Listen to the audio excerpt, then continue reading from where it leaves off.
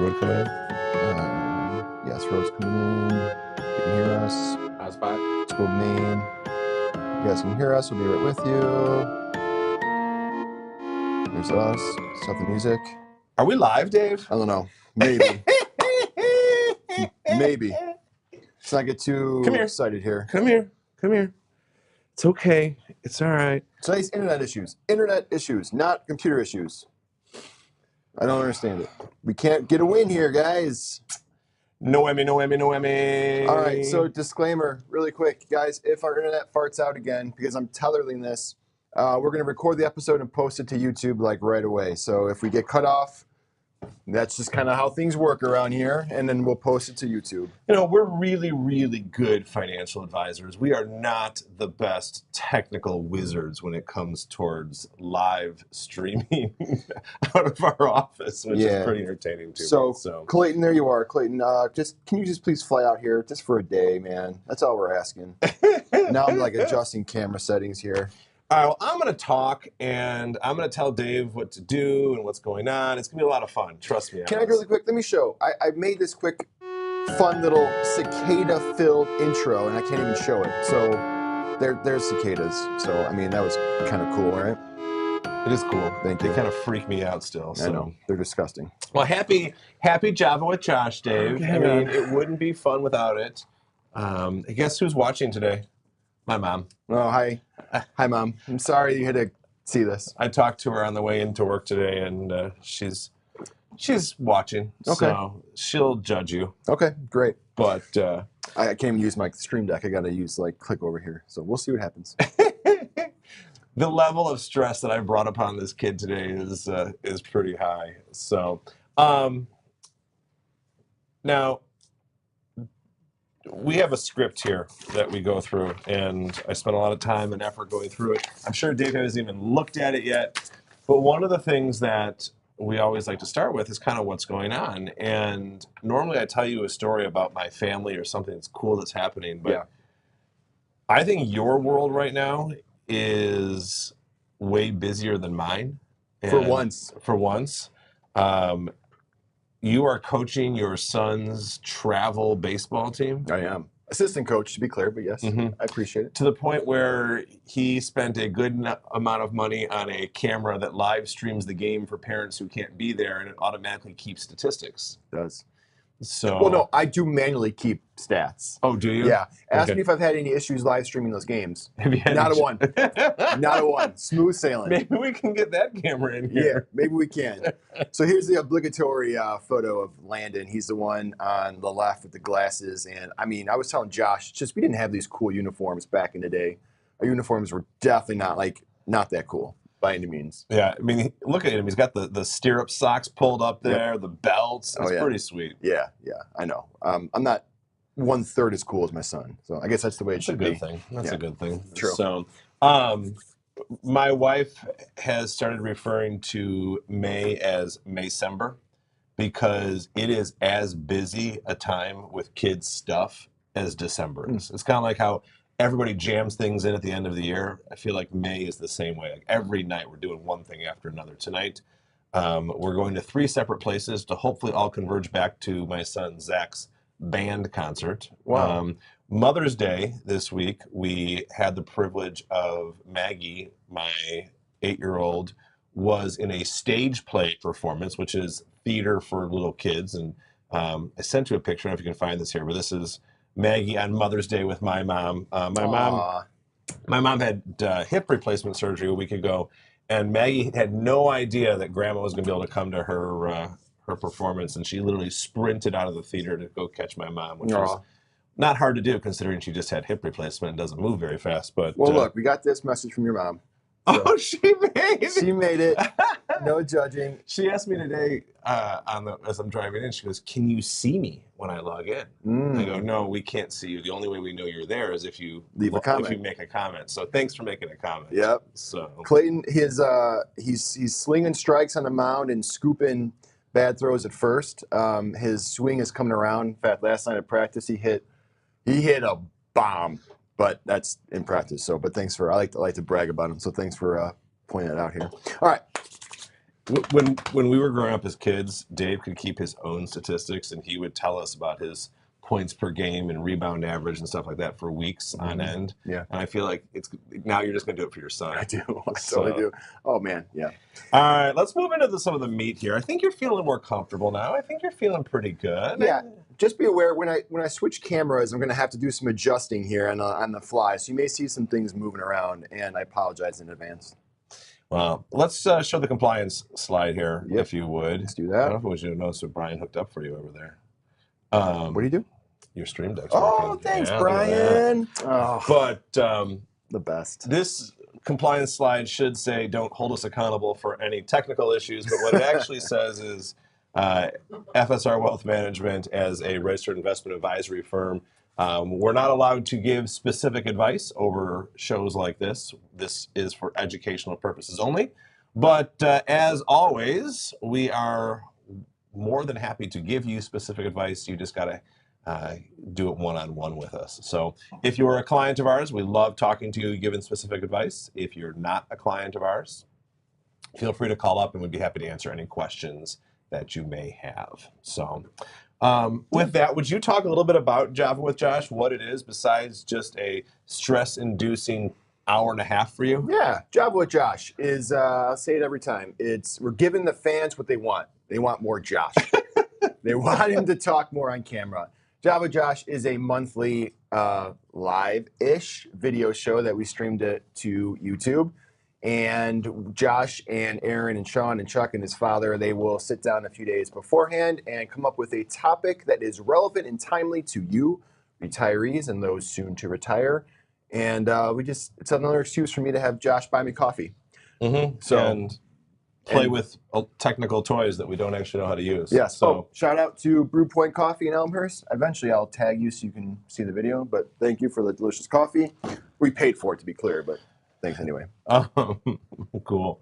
Our upcoming Java with Josh is, Dave, you have a slide here. Yep. So we try and keep them on Wednesdays. It helps us out here. So June 12th, July 17th, and August 14th. Those are our summer editions of Java with Josh. So that'll be kind of fun. Yeah. Now, I have something I'm nervous to talk about. The big announcement? The big announcement here. And starting Saturday, June 8th, the world calling for more Josh, apparently, I'm going to be doing a weekly radio show on WLS AM here in Chicago, 890, 8 a.m. And I hope you can join us. We've named it the Own Your Retirement Show, which is something you've heard us talk about over and over again for the last year. So you'll be hearing more about this from us. I look forward to it. I'm excited for it. And it will be a different format than the Java with Josh. This will stay, it'll stay current, or it won't be as current eventy as we're talking about right now. Yeah. So that'll be kind of fun. Yeah, he just likes to hear himself talk. So it's crazy, isn't it? It's crazy. Crazy thought. So, do we hit up all the slides you wanted to hit up? I think so. Yeah. We can actually get into some of the content here. Okay, yeah. Now, I had someone in our office yesterday who, they're not a client yet, but they're thinking about becoming a client. And they said something to me that really, really hit home. They said, I am so nervous about retirement that I'm making the wrong decision. You give us this comfort level that we didn't think was possible with the stress we've had over the last 2 years. Now, that's not, again, my compliance officer just looked at me like, you can't say that out loud, and this is not something everybody says. It was just a very nice compliment. And what I'm tying it into is the mission statement that you've helped us come up with. Which I changed it. You changed it. There's cicadas. Giving you the confidence to make retirement the best part of your life. This is something that we believe wholeheartedly in, and this truly is something that you've looked forward to. And if you have any fear or anything like that, let us help you deal with that, and so that you can make it truly the best part of your life. So it's tear-inducing. Thank you. All right, Dave. All right, what's up next? I want to show the world Mm-hmm. some of your handiwork. All right. So we're going to have to do, bear with me here. Okay. There you go. Oh, look at that. Yeah, and then Can you give me a little zoom a here? little bit. So, Yeah. what we're going to talk about today, I always like to start all of the Job with Josh stuff with this is the 5-part Own Your Retirement process. Now, this Own Your Retirement, you'll notice the name of our radio show. We think this is the first time in most people's lives that they have the ability to take control of their financial situation. And as my father likes to always say when I was a child, never let anybody else take responsibility for your actions, good or bad. You take ownership of everything that happens to you. And the same is true in retirement. Now you have the ability to control that. So this is a five-part process as it goes into it here. And now retirement income, this is the bread and butter. This is everyone needs income in order to retire, to live, to do anything. So where is it going to come from? Investments and wealth protection. This is what most of Job with Josh tends to pertain to because it's the most timely. It changes the most as it comes in here. The third is taxes, tax minimization. You know, when we think about taxes, it's how do we minimize the amount of taxes you pay over your lifetime? Or as I heard another advisor say, who I respect quite a bit, he said, what we're trying to do is maximize the amount of after-tax wealth that you have over your lifetime. And I thought that was another way to say the same thing, but it made sense to me. Healthcare and long-term care. How are we going to pay for Medicare in the cheapest way possible? What happens, for long-term care? And the last one is legacy and estate planning. What we didn't talk about, Dave, is tomorrow night we are having our client education event over at the Morton Arboretum, and Jason Tunquist from Lyons Law Group, the estate planning attorney that we work very closely with, is going to come and do a fireside chat. We've titled it "What Happens When You're Dead." I didn't know that. No, we didn't actually, Okay. but it's not as much about estate planning as much as more about a process and administration. People get very confused as to the process of things that occur when someone passes away, and he and I are going to be spending some time going through that. So if you're watching this live, or if you watch it really quickly and you'd like to join us at the Morton Arboretum, we'd love to have you. Just let Michael in our office know, and he'll add you to our list. So, But with that being said, going back to the Own Your Retirement process here, which Dave's frantically trying to get me back to. I got you. It's not a matter of how they all work independently of each other, but how do they work together as a group? How do you tie all 5 of these things in? And that's what we specialize in here in our office. Now, let's go into kind of what's going on here. The last time we talked in April, we talked a lot about volatility, and actually Dave finished by summarizing the Java with Josh by saying, hey, volatility is here. And I want to show you a little bit. This is the S&P 500, and this is kind of fun. From the end of the year, so this is the end of the year here. This is the last 6 months. The S&P 500 has gone pretty much straight up. This is the end of March here. And when we talked to you last time in April, we were right about here. And we started saying, hey, volatility is here. Volatility is here. This is what we've been talking about. But all of a sudden, over the last couple of weeks, we've come back up. In fact, as of yesterday, we crossed new highs in the S&P 500. And this is kind of a confusing thing. And I want to talk about what's happening, what we're seeing right now, and what we see kind of going forward here. So first off, once again, we are spending time talking about the Federal Reserve. These are people who have way more control over our market than I think most people have any idea that they do. And their talk on interest rates and what they're doing has driven a lot of that market performance that we've seen. So I want to revisit this here. And I was telling Dave as I was putting this together, I love graphs. And as Dave said, yeah, you do. And I'm a little bit of a dorky graph guy, but I'm going to show you here in a second is, it's up. It is all right. So what I'm going to show you here This graph is the Fed Reserve interest rates, and it goes back to May of 2020. So we were at near zero on Fed Reserve interest rates. And all of a sudden, as we hit this inflation number, they started raising rates as fast as they've ever raised rates ever. I mean, it's the fastest they've ever raised it. But starting of last summer, we had this pause of interest rate raises. And this is what's triggered the start of the S&P going up. Now, as we've done this, they've also talked about rate cuts coming into the future.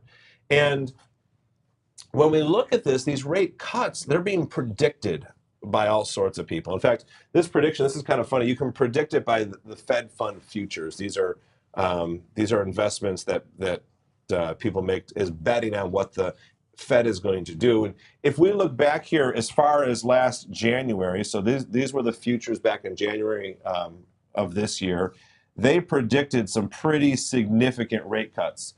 They actually had us coming down over 1.5, 1.5% by the end of the year. So that is a big rate cut. And that's what led to the beginning of the year, the market having a huge increase. Now, it's a much more subtle prediction as that comes in here. So the rate prediction now is as much as a whole percent, but we'll even see if that occurs. But they've really shrunken how much they think it's going to be. Now, what we're seeing is after the Federal Reserve has these meetings and goes around the country talking, they make comments, and those comments drive market ups and downs. Now, what is the Fed trying to do? So the Fed, I saw this fun graph here. They have this isn't a graph, it's more of an image, Dave, which isn't as fun as a graph, but it's still fun. They're trying to have what some people are referring to as the Goldilocks economy. Just enough inflation, not too much. They want to have, they're worried about this interest rates. If they cut rates too early and too fast, they're worried inflation is going to get out of control. If they don't cut rates quickly enough, they're worried that the economy is going to get really, really sluggish. So what are they going to do? When are they going to cut rates? And what we have been talking about and what the Fed's been saying is we're relying on data. We're relying on data before we decide when to make these cuts. We do think they're going to happen. The other thing the Fed doesn't want to do is they want to look like they're not political. So I think as we get closer to the election, the odds of us seeing rate cuts right before the election are pretty slim because they don't want to be seen as a political entity. Now, we've had some good news and bad news, and some of the bad news actually comes with inflation. This is the whole reason they raised these rates. If you look here, and I'm going to start with this red line. This red line is what we call CPI here. CPI is the Consumer Price Index. And this red line, I'll highlight it here in yellow. This is from 2018 all the way through here. It's been pretty consistent. We've actually dipped down. This is the COVID era, dipped down pretty low. And then inflation shot up here. Now, as they've raised rates, it started to come back down. This is last summer when it hit its low. But then it's kind of been bouncing around here. And one of the Fed's fears is that it has not come back down. It hasn't gotten any lower. It's kind of been bouncing around here. And they are hesitant to lower interest rates until they get inflation under control. Now, the other things that we look at, and we're going to talk about that here in a second, there's other parts of the economy that they look at. But the economy as a whole, I want to show you something that's kind of interesting. I've shown you this graph on many Java with Josh's. In fact, this is the original one that I showed you from last July. This is our yield curve. And if you look down here, this is our normal yield curve. So yield curve means here's our 3-month rates. Our 3-month rates are low. Our 30-year rates are higher. That's a normal yield curve. The longer we go out, the more interest you expect to earn or to pay. What we saw last year, in July of last year, our short-term rates were significantly higher than our long-term rates. They call that an inverted yield curve. And it's been this way for a long time. But as I looked at last month's numbers here, this is the flattest I have seen this since this whole thing has started. This means, are we getting back to some sort of normalcy as this comes in here? So this is a good sign for what is to come. Now, when the Federal Reserve changes rates, this is the rate that has the biggest impact. Because what happens is when they lower this rate, everything else kind of moves with it. So as they lower rates, will we see us go back to this normal curve that we saw back in 2022? Now, what else are we looking for? And there's a couple things. This is kind of the good news, bad news thought process. The good news here is that earnings have been better than expected. So even with the Fed talking that inflation is still high, we can't cut rates, they've backtracked saying they're going to be cutting rates. What's been keeping the stock market up is good earnings. The market has had good earnings, and we like that. Bad news: inflation remains high, like we talked about. It's not necessarily that it's high compared to last year, but it's higher than they want it to be. This is kind of funny. This is bad news that seems to be good news, is that our GDP for Q1 came in softer than anticipated. It means our economy didn't grow as much as they thought it would. Unemployment numbers that came out last week are starting to tick up. I don't know if you noticed, but last week was a great week for the stock market. And a lot of it had to do with the bad news we got from unemployment.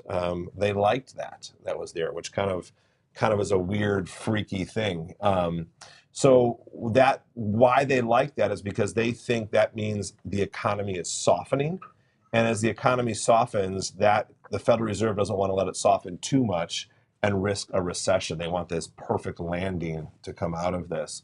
And so when they get bad news like that, that thinks that allows the Fed to start lowering interest rates. And they want those lower interest rates to drive higher earnings for these companies. Now, a couple other things we're watching here this year.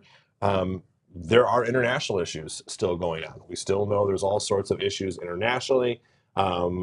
This is also an election year. God only knows what's going to happen between now and November, and even after November. That's going to impact the market. So we still are expecting a good amount of volatility to be inside of our market. And the one thing we tell them, what do you do? Well, first off, without a doubt, we're not making knee-jerk reactions. You should not be making knee-jerk reactions. Even if we see volatility, you do need to earn money. With the market doing what it's doing right now, the market wants to run. There's not a lot of pessimism in the market. There's a lot of fear, but there's not a lot of pessimism, if that makes sense. But if you do have fear, now is the time to talk and act, because the markets are hitting highs. And if you do need to reduce the amount of risk you're taking, this is the absolute best time to do that. If you don't, let's let it run. It's okay. The market's going to do what it's going to do. But a good solid asset allocation, a good solid diversification, now more than ever means the world to people. So that was a lot of data and graphs to say the market's bounced back since where we were in April. The Federal Reserve is starting to indicating they're going to lower rates again. Bad news in the economy is good news for lowering interest rates. Lowering interest rates, the market likes that a lot. So, but there's also a ton of uncertainty. So there's a lot going on out there. It's kind of fun to watch it all. Now, when we think big picture and long term, I still think we have a great run ahead of us. So I always think that this is the last time I'm going to talk about interest rates, and the last time I'm going to mention the Federal Reserve. And every time as I'm putting this presentation together, I don't see how not to talk about them, which is they just have such a dominant role in what's happening today. When I walk in on Java with Josh days, two things are certain. You're going to talk about interest rates. You're going to sing about taxes because you love both things. I haven't sang about taxes in a long time. It's been a while. We need to bring back the hashtag tax nerd too. I don't think we've ever introduced it on Java with Josh. We have not. I thought I might And I thought I might bring it into to the radio show here. Yeah. So But so would you like me to summarize this? I wasn't, you've had your head buried in the technical part of this Yeah. for so much. I wasn't sure if you'd be able to summarize it. I've come out. My head has kind of popped out of the dirt like a cicada crawling out of the ground to invade our lives here. But no, at the end you summarize it a little bit for me, because there's good news and there's bad news. But all things being equal, the Fed still has a lot of control in the markets. Yeah, it's kind of weird. Yeah, they do. Was that a good summary? Yeah, good summary. Good summary. Appreciate that. Cool. So YouTube is watching. They see our technical difficulties. So the more people that hit that like button and subscribe to our show, YouTube will be like, "Oh, let's go help Josh and Dave with their technical issues." So please like that, hit that little thumbs up, and that would mean the world to us. I don't have the funny photo of Josh with his mouth wide open. That's a good thing from Halloween, but yeah. So, any questions today, Dave? Yes. We do have one from our buddy, Mr. Clayton. Let me make this a little bit bigger so you can read it with your old eyes. I can read it if you'd like. Yeah, if you would read it to me. Kind of off topic, he says, wife and I didn't use her first name, but wife and I are buying our first house. With doing so, we know that we won't be able to save as much as we are doing right now. And I don't know if he has kids yet, but yeah, even less saving then. If Clayton and wife have kids, we don't know. No. Yeah. With all the higher prices of everything, any advice to make smart decisions, but also being able to enjoy buying our first home? Buying your first home is kind of like this rite of passage, and it's a really cool thing. In fact, in our office, we've had the pleasure of watching Brian buy, it's not his first home, but going through the home buying purchase and process. And it's way different than when I bought my home just 5-6 years ago too. Don't overbuy. Cash flow is king. Cash is king. And this is going to go two ways here. Don't overbuy. Make sure you're comfortable with that mortgage payment, the property taxes, all of that stuff. But also, your income over the time will go up. Inflation, actually, when you hold a 30-year fixed mortgage, inflation makes that mortgage not feel so expensive as time goes on. $2,000 a month may seem really expensive right now, but 10 years from now, $2,000 a month won't feel as bad. So don't overbuy, and if you have to pause as much saving as you're doing, you're making that decision going with the fact that you're buying an asset. If you were not going to be able to save as much because you wanted to go buy race cars and do different things that are just a waste of money, I totally understand that. I mean, that is not what I would recommend, but what I see is you're taking your money out of one pocket, which is your savings, and you're dumping it into another asset, which is your house. But just make sure we can control cash flow and we don't purchase too much. Hey, Clayton, another way to make some extra money, come out here and solve our tech issues for us, right? My goodness, I'm telling you. Yeah, no pre-submitted questions. So what are you thinking there, boss? I'm thinking that if you saw Dave at 9:30 this morning, it is a small miracle that come 10 o'clock we got a full episode in. Yeah. So I'm proud of us. I hope you all got something out of it, and it was still fun. I still enjoyed it. Yeah, our time together is always a hoot, Josh. I'm sure people wish they could be right in the middle of us, like an Oreo cookie. I don't know. So, all right, guys. Until next time, which is going to be Wednesday, June 12th. Brian just told us it may not be Wednesday, June 12th, because we have something Wednesday, June 12th, but it'll be 17th. Sometime around there. Yeah, right around there. All right. So with that, thanks for joining us, and cheers. We gotta do our cheers. We do a bye.